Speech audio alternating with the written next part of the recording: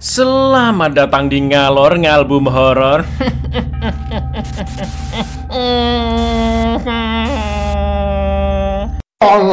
Kabarmu gimana? Kabarmu lur? Sehat ya. Semoga lancar rezeki kalian semua lur. Amin ya rabbal alamin. Balik mana ambil aku Icang dengan quotes hari ini. Gunung berapi aja ada statusnya. Masa hubunganmu enggak lur? Sesuai requestan dari kalian, kali ini kita akan mengalor film yang waduh bagus banget sumpah lur, yaitu Enter Nowhere tahun 2011. Bergenre sci-fi thriller, film ini mengisahkan tentang 3 orang yang tidak saling kenal terjebak di kabin dalam hutan antah berantah. Anehnya hampir tidak ada petunjuk di tempat itu, kenapa dan mengapa mereka berada di sana. Sampai akhirnya ketiga orang ini semakin menyadari kejanggalan demi kejanggalan yang terjadi. Seperti apakah keseruan film satu ini? Langsung aja kita ke requestan pertanyaan maut dari dulurku Muhammad Fadil ya. Pernah nggak Cak lepas helm kecabut sama kepalanya? Ini lagi pertanyaannya ini. Sampai usus 12 jari sama pankreasku juga ikut kecabut pernah lur. Puas? Monggo skecaken. Pada suatu siang di Amerika, seorang gadis ABG bernama Jody pergi ke Alfamidi bersama pacarnya Kevin. Bukan beli ciki atau Kinder Joy lor, tapi mereka merampok toko tersebut dan menodongkan pistol ke mas-mas kasir, sebut saja Pak Ijo. Setelah Kevin mengambil uang kasir dan kembali ke mobil, Jody pun mengancam akan menembak Pak Ijo jika dia tidak segera membuka brankas di belakangnya. Namun Pak Ijo sama sekali tidak terlihat ketakutan dan dia mengatakan jika Jody pasti tidak menyukai isinya. Anehnya Pak Ijo malah menyebut Jody tidak peduli dengan keputusan yang dia buat dalam hidupnya. Lalu Jody pun langsung menembak Pak Ijo. Dan inilah tidak masuk kemanapun. Register now! Everything! The things you could have in life, you don't even care that you're going nowhere. Get the car! Setelah itu film pun beralih pada Samantha atau biasa dipanggil Sam yang terjebak sendirian di dalam hutan antah berantah. Sebelumnya Sam sedang OTW ke rumah mertuanya bersama suaminya Adam lur. Akan tetapi mobil mereka mogok karena kehabisan bensin. Lalu Adam pergi mencari pom bensin terdekat, sedangkan Sam menunggu di dalam mobil. 24 jam pun berlalu namun Adam belum juga kembali dan Sam pun nekat pergi mencari suaminya sendirian. Dia terus berjalan hingga menemukan seonggok kabin kayu tanpa penghuni dan di sana terdapat radio jadul, meja, kursi, kasur dan juga sebuah tas yang di dalamnya terdapat seplastik kacang. Gak pakai mikir Sam pun langsung membadoknya karena belum makan apa-apa dari sehari yang lalu. Tapi tiba-tiba ada seorang pria bernama Tom yang masuk ke dalam kabin tersebut dan Sam langsung sembunyi di bawah kasur. Setelah mengambil tasnya, Tom pun keluar kabin dan ketika Tom sepertinya sudah pergi jauh dari sana, Sam pun buru-buru kabur dari tempat itu. Tapi yang terjadi,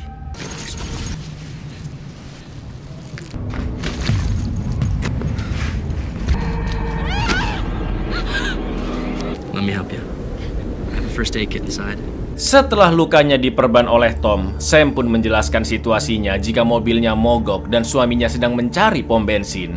Namun anehnya Tom mengaku jika mobilnya rusak karena kecelakaan dan sudah terjebak di hutan itu selama 3 hari karena tidak punya telepon untuk meminta bantuan. Tom juga mengatakan kabin itu bukan miliknya dan dia tidak bisa menyalakan radio jadul di sana. Karena merasa janggal dengan penjelasan tersebut, Sam pun merasa takut dan ingin segera pergi mencari suaminya. Namun Tom memperingatkan jika suhu di luar bisa mencapai minus 5 derajat Celcius di malam hari yang dapat membunuh siapapun jika tidak memakai baju tebal. Apalagi Sam belum makan dari kemarin dan hutan di sana sangatlah luas ya kan. Mendengar itu Sam pun khawatir jika suaminya tidak selamat di luar sana. Untuk menghilangkan kegelisahannya, dia pun nyebat kretek Samsu. Lalu Tom meminjam koreknya untuk menyalakan perapian dengan membakar kertas koran yang dibawa oleh Tom bertuliskan 21 November 2011 lur. Setelah itu Tom meminta Sam untuk menunjukkan mobilnya agar bisa dicek apa masalahnya. Dan ternyata beneran kehabisan bensin. Lalu Tom pun memasang sepotong kayu di pohon sebagai tanda jika mereka sudah pernah ke sana. Dan karena langit mulai gelap, Tom juga meminta Sam untuk bermalam di kabin saja dan meninggalkan catatan di mobilnya jikalau Adam sudah datang. Di lain sisi, untungnya Sam membawa banyak selimut di dalam mobil klasiknya untuk menghangatkan diri di dalam kabin. How did you survive? Blankets in our car. You said your car ran out of gas. What if Adam comes back and I'm not? Do you have any pen and paper in the car? No, thank you. Those blankets are a lifesaver. Di kabin, Tom pun memberikan air putih kepada Sam yang dia dapatkan dari sungai kecil di dekat sana. Namun anehnya Tom tidak menemukan sungai itu ketika balik ke sana lagi. Tom berencana untuk memindahkan bensin di mobilnya ke mobil Sam, lalu pergi mencari bantuan sekaligus mencari Adam. Setelah itu Sam menjelaskan jika dia sebenarnya sedang hamil. Itulah kenapa Adam tetap menyuruhnya menunggu di mobil, dan sekarang Sam nekat nyebat untuk menghilangkan kegelisahannya. Karena hari sudah semakin larut, Tom pun akan tidur di lantai dan menyuruh Sam untuk tidur di atas kasur. You know, I got some paint hosing in the back of my knife and gas for my car. Where's the water from anyway? Oh, I found a creek out back. I'm pregnant. You're smoking. It's my last pack. About that, tried to find the creek again. I couldn't find it. Tonight you can have the bed. I'll sleep on the floor. Saat bobo, Sam pun bermimpi aneh. Dia sendirian di rumah dan terlihat panik sambil mencoba menghubungi seseorang. Lalu paginya ketika Sam terbangun, Tom sudah jalan duluan ke mobilnya untuk mengambil bensin. Namun tiba-tiba Sam menemukan gadis di awal film, yaitu Jody Lure yang tersungkur di depan kabin.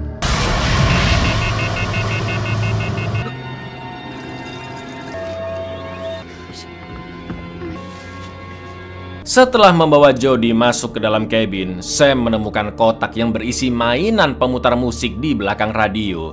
Karena angin di luar sangat kencang, pintu pun terhentak beberapa kali, dan Jody yang terbangun pun terkejut melihat Sam. Setelah itu Jody langsung pergi keluar kabin untuk mencari cememeunya Kevin.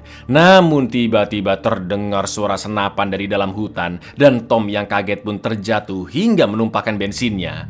Beberapa saat setelahnya kembali terdengar tembakan. Tom mencoba memanggil siapakah orang yang menembak, tapi tidak ada jawaban.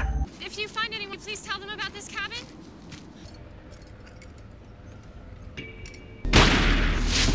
Shit!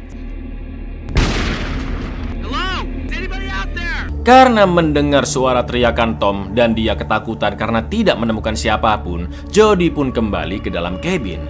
Sambil nyebat daun, Jody mengatakan jika kondisinya sekarang mirip seperti di film Deliverance, di mana tokohnya harus bertahan hidup di antah berantah sambil menghadapi orang-orang pedalaman. Namun Sam sama sekali tidak tahu film tersebut, dan dia juga tertarik dengan korek api milik Jody. Padahal itu adalah korek biasa, Lur. Sementara di luar, Tom sempat mendengar suara pesawat terbang, tapi dia tidak melihat apapun di langit. I've seen Deliverance enough to go messing with the local. Deliverance? You're later. Because there's only a zillion gas station in America. Tak lama kemudian Tom pun datang dan memberikan sepatu boot ke Sam untuk menghangatkan kakinya, juga mempertanyakan siapakah Jody. Karena ini anak emang tengil, Lur, Jody malah menyuruh Tom menjelaskan duluan tentang kondisinya yang sama-sama terjebak di hutan karena mobilnya rusak dan tidak ada telepon untuk mencari bantuan. Begitu pula dengan Sam yang mobilnya mogok dan terpaksa berlindung di kabin karena suaminya yang mencari pom bensin tidak kunjung datang. Merasa situasi yang serba tidak jelas, Jody pun ingin pergi dari sana. Namun dia mengurungkan niatnya setelah Tom memperingatkan jika cuaca sangat dingin di malam hari. Sekarang Tom meminta Jody untuk menceritakan apa yang dia alami sebelum sampai di sana. Jody pun menjelaskan tanpa memberitahu soal perampokannya, Lur, bahwa dia berasal dari kota Detroit. Dan setelah merampok di awal film, ternyata Jody ditinggalkan pacarnya Kevin di jalanan karena mereka bertengkar. Tapi anehnya tiba-tiba Jody sudah berada di depan kabin. Jody pun akhirnya terpaksa bermalam di kabin itu, dan karena sifatnya yang tengil, Tom memaksa agar Jody menyerahkan korek apinya. Setelah itu Tom menambal pintu dengan bilah kayu agar tertutup lebih rapat dan kabin bisa tetap hangat. Tapi Jody mencurigai Tom sebagai seorang pembunuh yang mungkin saja berbohong tentang kecelakaannya agar bisa menyekap Sam dan Jody. Mendengar itu Tom pun geram dan mengaku dia bukanlah seorang kriminal, apalagi memiliki niat jahat. Karena satu-satunya hal yang dia pikirkan saat ini hanyalah untuk bertahan hidup. Lalu ketika sedang tidur, Jody pun bermimpi sedang berada di rumah sakit. Got into a fight with my boyfriend and left me on the side of the road. Psycho who lures you and tells him there's no way to communicate. Let's just get some sleep. I'm just a guy with one thing on his mind: survival. Besok paginya Jody mencoba jalan dari arah belakang kabin untuk mencari bantuan. Namun mimpinya tadi membuat Jody ketakutan dan dia juga mendengar suara tembakan lagi. Jody pun akhirnya kembali lagi ke kabin dan ngobrol ngalor ngidul dengan Sam yang menceritakan jika dia sedang OTW ke rumah mertuanya bersama sang suami Adam untuk mengabari kehamilan Sam yang baru diketahui seminggu lalu dan kira-kira bayinya akan lahir di awal November. Jody pun mengatakan jika hari ultahnya juga di November, tepatnya di tanggal 11. Sampai akhirnya mereka berdua pun merasa janggal karena anehnya Jody yakin sekarang dia berada di negara bagian Wisconsin, lur. Sedangkan Sam ingat betul dia sudah lumayan dekat ke rumah mertuanya di kota Concord, negara bagian New Hampshire. Masalahnya kedua kota itu sangatlah berjauhan dengan jarak kira-kira 1500 km, lur. Nah, lur, sementara itu Tom yang masih mengeksplor hutan menemukan peluru di tanah dan terus menandai pohon untuk mengetahui sudah sejauh apa dia berjalan. Tapi ternyata I was headed to Seattle, so there's no way I could be in We're not in Wisconsin. About 2 hours from Concord, New Hampshire.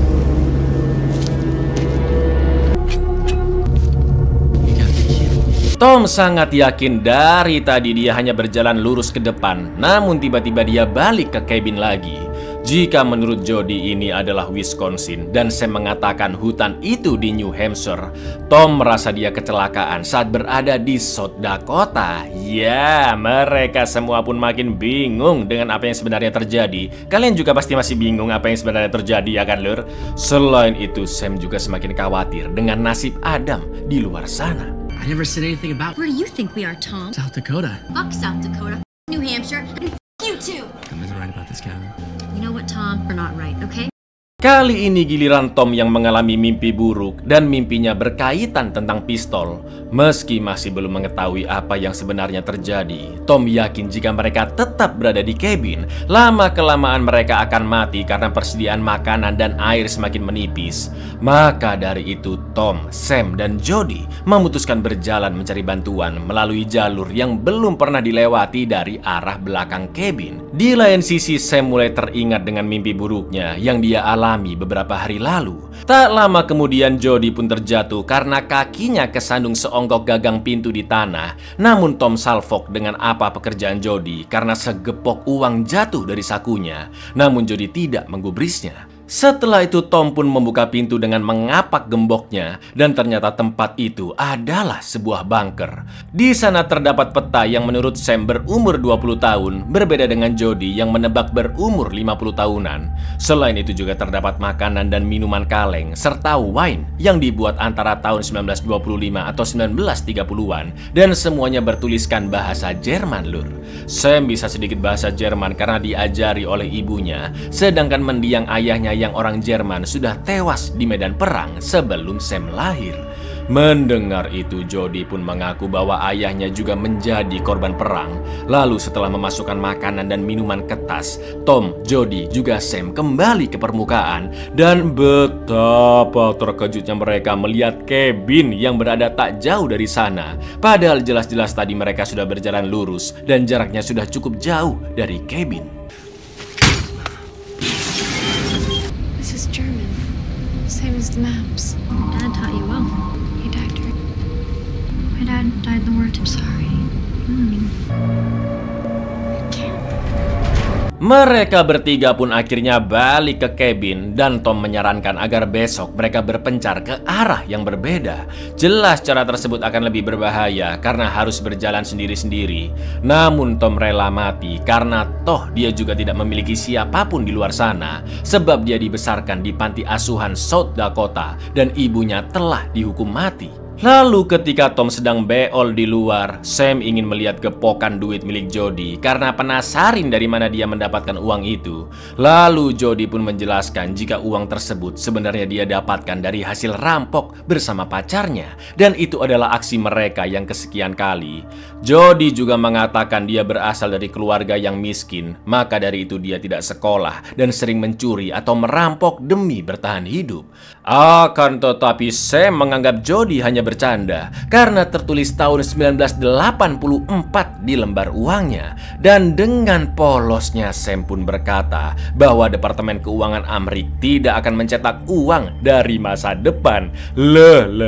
Mendengar itu Jody pun terkejut dan bertanya ke Sam, perang apakah yang menewaskan ayah Sam? Dan menurutnya tahun berapakah saat itu? Lalu Sam pun menjawab, This isn't even real. It was printed in 19 store. What war did your father die in? World War II, of course. What year do you? What year do you think it is? 1962. Begitu Tom kembali, mereka berdua langsung menanyakan tahun sekarang menurutnya. Dan Tom pun menjawab jika saat itu adalah tahun 2011. Jelas Sam dan Jody langsung merinding ketakutan karena mereka bertiga berasal dari tahun yang berbeda-beda. Tom 2011, Jody 1984, sedangkan Sam 1962. Tak lama kemudian terdengar suara tembakan dari luar. Lalu Tom pun mengintip dari jendela dan melihat seorang pria, sebut saja Tukiman, yang memegang senapan. Untuk berjaga-jaga, Tom mengambil kapak dan mereka meminta tolong ke pria tersebut. Akan tetapi Tukiman berbicara dalam bahasa Jerman, lur. Dia tidak mengerti bahasa Inggris dan terus berjalan mendekat sambil menodongkan senapannya. Karena bisa bahasa Jerman sedikit-sedikit, Sam pun mengatakan jika mereka bertiga tidak bersenjata. Namun Tukiman langsung menghantam Tom hingga pingsan. What? It's German. The Hawk, what is she saying? He's search and rescue. Samantha, say something, anything. Tom pun tersadar dalam keadaan terikat. Begitu juga dengan Sam dan Jody yang diikat ke kursi. Jika merujuk pada tahun yang tertera di botol wine serta radio jadul di kabin, kemungkinan besar mereka bertiga sekarang sedang berada di masanya Tukiman, yaitu Perang Dunia Kedua, kira-kira tahun 30 atau 40-an, dan ruangan bawah tanah di tengah hutan adalah bunker bom. Mendengar itu, Sam pun bertanya apakah Tom lah yang membawa dirinya dan Jody ke masa lalu dengan mesin waktu.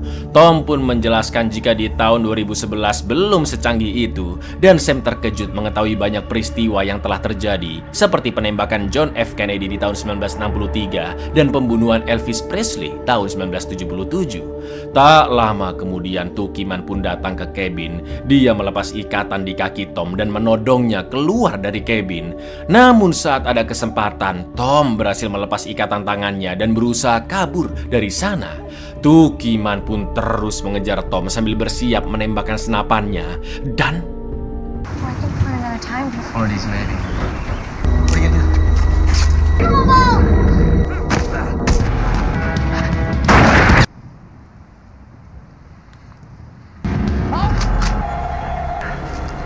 setelah berhasil menangkap Tom dan diikat ke pohon hutan, Tukiman pun balik ke kabin dan menanyakan apa yang sebenarnya mereka bertiga lakukan di sana. Namun Tukiman sangat terkejut begitu melihat kalung liontin Jody dan langsung merebutnya. Karena ternyata lur, Tukiman juga memiliki kalung yang sama persis dan dia kembali menodong mereka berdua. Jody pun mengaku jika itu adalah milik neneknya. Lalu anehnya Sam juga punya kalung yang pelak ketiplek sama dan dia dapat dari ibunya. Tukiman pun membawa Sam dan Jody ke Tom untuk menanyakan apakah dia juga memiliki liontin yang sama. Tapi yang terjadi, Why ask the dice? Huh? It was my mother's. Huh? It's my mother. Isn't that just beautiful? Welcome to our night. Fuss feist. How to untie a slip knot. Tom pun menghantam Tukiman hingga pingsan dan mengikatnya di kabin. Setelah itu mereka menggeledah jaketnya dan menemukan tanda pengenal Tukiman yang bernama Hans Newman. Sam pun terkejut mendengar nama itu dan mengatakan jika wanita di liontin adalah ibunya. Lalu nama ayah kandungnya yang tewas di Perang Dunia Kedua adalah Hans Newman. Sedangkan Jody mengaku foto di liontin adalah neneknya dan dia lahir pada 11 November 1962. Jody pun mengatakan jika nama belakangnya adalah Cohen, persis seperti nama belakang Adam, suami dari Sam. Sejak kecil Jody diurus oleh keluarga Adam karena ibunya yaitu Sam telah meninggal setelah melahirkan Jody, lur. Mendengar itu Sam pun hanya bisa menangis dan pergi keluar dari kabin. Setelah itu Tom menjelaskan bahwa dia sebenarnya memiliki liontin itu tapi tidak dia bawa. Namun Tom mengatakan jika ibunya alias Jody tewas dieksekusi karena 2 aksi kriminal. Pertama karena telah membunuh ayah kandung Tom atau pacar Jody yaitu Kevin. Lalu yang kedua karena telah merampok toko miras dan pom bensin juga menembak Pak Kasir Pak Ijo. Tom juga menjelaskan jika dia lahir di penjara wanita South Dakota 12 Desember 1985 atau 8 bulan sebelum ibunya dihukum mati. Dan Tom sangat kecewa karena sepeninggalan ibunya hanya meninggalkan kotak ganjoy juga seonggok liontin yang persis seperti milik Hans, Sam, dan Jody. Mendengar fakta mencengangkan tersebut, Jody pun hanya bisa terdiam menangis karena sebentar lagi masa depannya akan hancur. Jadi bisa disimpulkan lur bahwa Jody adalah ibu kandung dari Tom, Sam adalah ibu kandung dari Jody, dan Hans adalah ayah kandung dari Sam. Atau dengan kata lain, mereka berempat adalah keluarga dari generasi ke generasi lur. Siapa sangka, bukan? Who's the woman in the picture? My grandmother was Hans. November 11th, 1960. That's what my baby is too. Box of her junk. Tiny silver lock, just like this. Murder and armed robbery. She was robbing liquor. My father. Jody pun keluar menemui Sam dan memberitahu jika ayahnya atau Adam tewas di perang Vietnam. Sedangkan keluarga Adam sangat membenci Jody, bahkan sering menyiksanya hingga siku kanannya terluka. Setelah itu Sam menceritakan ibu kandungnya atau neneknya Jody yang meninggal karena kecelakaan mobil bersama suami barunya. Kejadian itu tak lama setelah ayah kandung Sam atau Hans gugur pada Perang Dunia Kedua.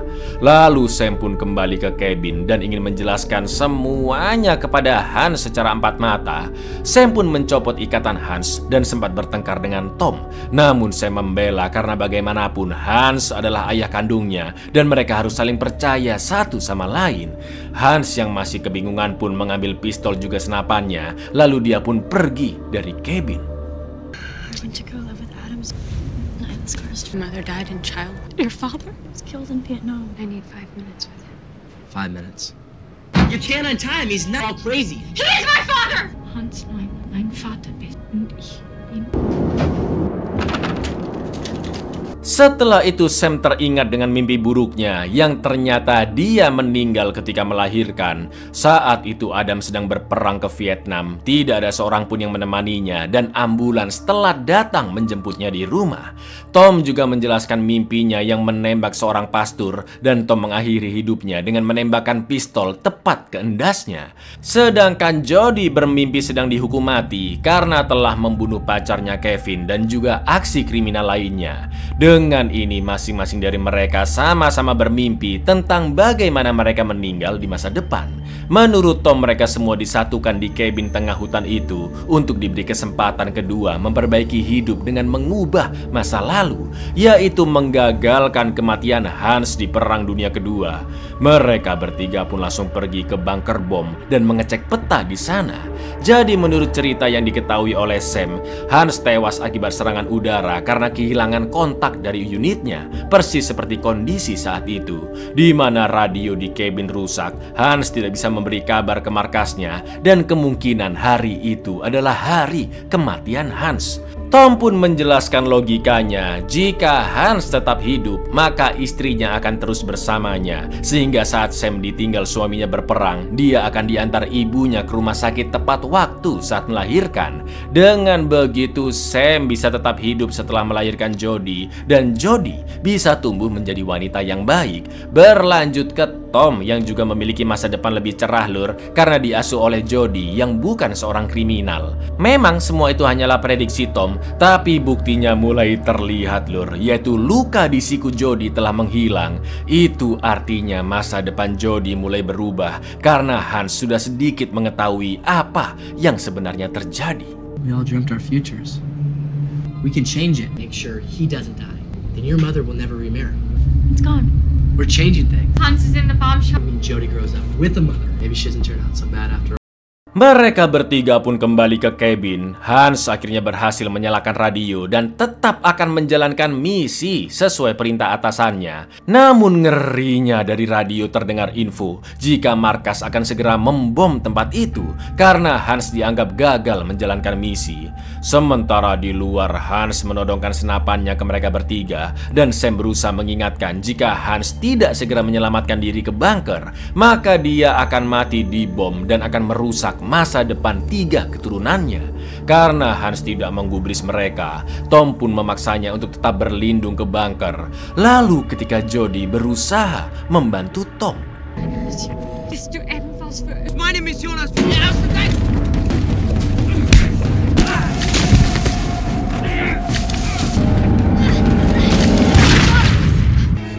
If she dies, I don't exist. Put her scars back. Your hands. I need your help. ya, tanpa sengaja Jodie pun terkena tembakan. Dan apabila Jodie sampai mati lur, maka Tom akan menghilang. Karena itu artinya dia tidak pernah dilahirkan.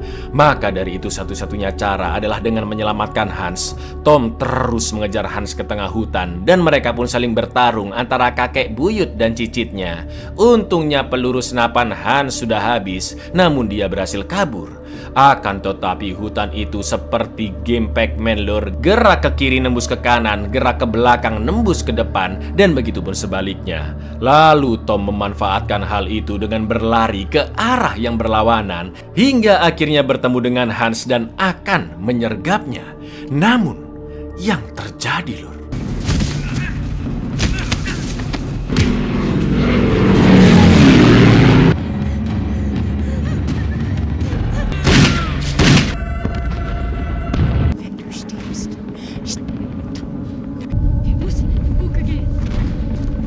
tepat sebelum Tom ditembak, Jodie pun meninggal, yang akhirnya Tom menghilang begitu saja. Sam yang sangat terpukul memaksa Hans segera pergi ke bunker dan terus menyadarkannya karena serangan udara mulai dilancarkan. Sam pun memohon agar Hans menyelamatkan diri, bukan hanya untuk dirinya saja, tapi juga demi masa depan seluruh keturunannya. Hans pun akhirnya lari bersama Sam menuju bunker sambil berusaha menghindar dari setiap rudal yang berjatuhan. Akan tetapi sayangnya Sam terpental dan kepalanya terbentur batu hingga pingsan. Hans pun langsung menggendong Sam sampai ke dalam bunker dan dia tetap berlindung di sana. Tak lama kemudian Sam akhirnya meninggal dan tubuhnya beserta Jodie menghilang seperti Tom. Sampai akhirnya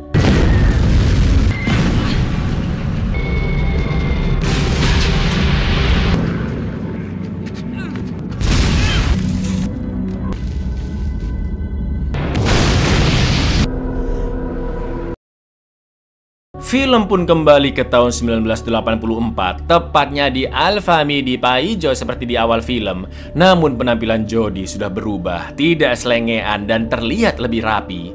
Kali ini bukan pistol yang dia keluarkan lur, tapi sejumlah uang untuk membayar belanjaan yang dia beli. Setelah itu datanglah Kevin bersama cememeunya yang tentu wanita berbeda karena takdir tidak berjalan seperti sebelumnya lur.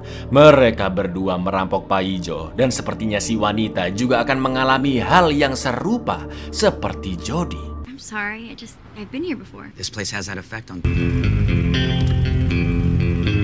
Come on. We'll need a yell. We'll open it. I said the same, right? Picking up the stuff. Scene pun beralih pada Jodie yang baru pulang dari Alfamidi ke rumahnya yang begitu besar dan mewah. Lalu kita diperlihatkan berita di koran tentang Hans Newman, seorang veteran perang sekaligus dermawan terkenal yang baru saja meninggal dunia. Saat itu Jodie tidak memiliki kalung liontin karena masih dipakai oleh ibu kandungnya yaitu Sam yang masih tinggal bersamanya sampai sekarang. I'm skipping it quickly, a mess at body.